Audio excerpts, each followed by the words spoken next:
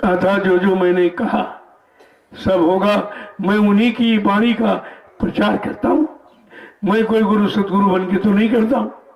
और जो लोग अपने नाम के आगे संत सतगुरु लिख रहे हैं वहां तुम नहीं जाते हो, उनसे नहीं कहते हो भाई क्यों लिख रहे हो, क्यों हमारे गुरु पर कलंक लगा रहे हो, तुम क्या संत सतगुरु की महाराज सरकार बन गए हो, क्या कोई काम गुरु वाला करके तुम दिखा सकते हो, वहां जाने की हिम्मत नहीं। और जहाँ सच्चा काम हो रहा इतनी टीका टिप्पणी हो रही, जबकि मैं ऐसा कोई काम करता ही नहीं और न कभी ऐसा काम कभी किया।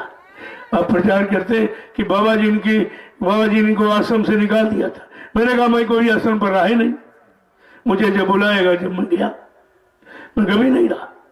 जब रहा नहीं तो निकालने का क्या सवाल। और जो निकालने की लिस्ट है जरा उस लिस्ट को पढ़िए, उसमें मेरा नाम, उसमें इन्हीं लोगों का सब नाम, इसीलिए हमको भी अपने साथ में जोड़ रहे। अरे अभी तो देखो जो 40 व्यक्ति थे उनमें मेरा नाम है। अब तो तुम नाम भी जान गए हो और काम भी जान गए हो, और आज जो कर रहा हूं ये भी काम भी आप देख रहे हो, ये सब जानकारी है आपके पास। हाँ गुरु जब बुलाता तो जाना पड़ता। अब क्या उन्होंने कहा, क्यों कहा, ये तुम क्या जानो, ये तुम्हारे बस का नहीं है। मुझे बुलाया गया, मैं गया, और मैंने जब समय हो गया मैंने कहा मैं अब जाऊं। कहते नहीं वहां तुम्हारे पास क्या काम, खुद ही नहीं रहो, भजन करो, सत्संग करो। अब आदेश तो ये हुआ है, और ये आदेश क्या कहते हैं, उनको निकाल दिया गया, उनको भगा दिया गया। अरे जिसको निकाला जाता, भगाया जाता, उस गुरु का प्रचार करता कि उनकी अवहेलना करता, उनकी बुराई करता। मैं निकाला भी गया और मैंने ही प्रचार शुरू किया। किसी की हिम्मत हिंदुस्तान में नहीं पड़ी जब मैंने शुरुआत की, क्योंकि मेरे गुरु पर ये कलंक लगाया जा रहा। मौत सबसे बड़ा कलंक है, मौत सबसे बड़ी सजा है। जब लोगों ने ये कह दिया मैं तुरंत निकल पड़ा उस सत्य को कहने के लिए, मेरे साथ कोई नहीं जुड़ा। 8 वर्ष में संदेश देता रहा। तब ये सब कहाँ गए थे, तब घरों में चूड़ियां पहने बैठे थे। आज ये सब निंदा आलोचना बुराई के बहादुर बन गए सब, कुछ नहीं, कोई नहीं निकला, किसी की हिम्मत नहीं पड़ी। हमसे भी लोग कहते थे अरे आप ये कह रहे हो, कोई नहीं कह रहा कि बाबा जी जीवित हैं, और आप ये कह रहे हो आपको गोली से मार दिया जाएगा, बम डाल दिया जाएगा, उनका प्रशासन है, जेल में बंद कर दिया जाए।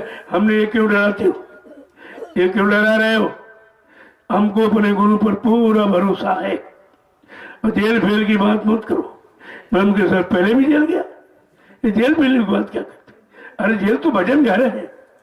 उसको बाबा जी ने खुद कहा चलो चलो सब लोग भजन घर में चलो, और कितने लोग पहुंच गए भजन घर में।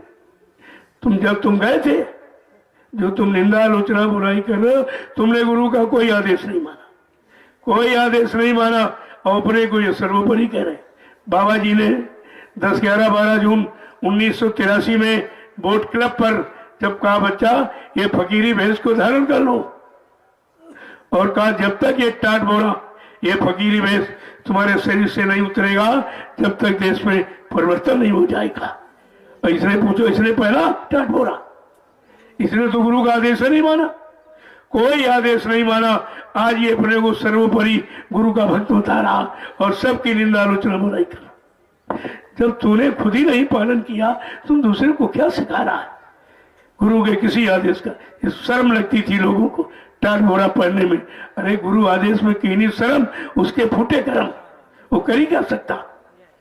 मैं तो आज भी टाट पहनता हूं, आज भी, क्यों? ये फकीरी वेश है।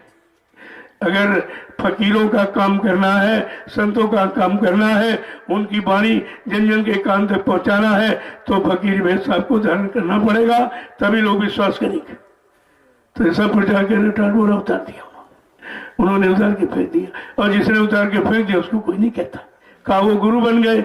हमने कहा गुरु तो जब है जब मैंने किसी को हिंदुस्तान में नामदान दिया हो। बता दे कोई हिंदुस्तान में कि हमको नामदान दिया। अरे भाई नामदान देता वही गुरु बनता है। सब झूठा प्रचार, एकदम निरर्थक, कोई उसमें अर्थ नहीं है, कोई प्रमाण कुछ भी नहीं। इस तरह से ये हमेशा लोग रहे ऐसे, सत्य के विरोधी हमेशा रहे। सत्य की वाणी का प्रचार करना बड़ा कठिन होता है। एक काल के जीव हमेशा विरोधी करते रहते हैं, लेकिन संतवाणी कभी न टूटती है न कभी फूटती है, और ये कभी पराजित भी नहीं होती, कभी नहीं पराजित। सत्य कभी पराजित होता ही नहीं। हाँ, ये जैसे परेशान अपनी बुद्धि से कर रहे हैं, लेकिन यहाँ तो कोई परेशानी नहीं, मुझे कोई परेशानी इससे नहीं। ना मैं कोई ये झूठे बुराइयों से अपवादों से डरता हूँ, क्योंकि जो सत्य का काम करने निकलेगा उसको संघर्ष तो करना ही पड़ेगा। बगैर संघर्ष के कभी काम नहीं हुआ। क्या राम को संघर्ष नहीं करना पड़ा? 14 वर्ष जंगलों में मारे मारे घूमते रहे, कितने दुष्टों के साथ संघर्ष करना पड़ा, उनको मारना पड़ा। ऐसे स्थापना नहीं हो जाती, संघर्ष तो है। लेकिन सबसे बड़ा कष्ट हमको ये है कि वो तो दूसरे थे, यहाँ अपनी बुराई कर रहे, जो अपने जिंदा का भी प्रचार करते और बुराई करते, जबकि जिंदा का प्रचार केवल मैंने। हिंदुस्तान में किसी की हिम्मत नहीं बढ़ी कि बाबा जी को कह दे वो जिंदा, किसी की हिम्मत नहीं बनी।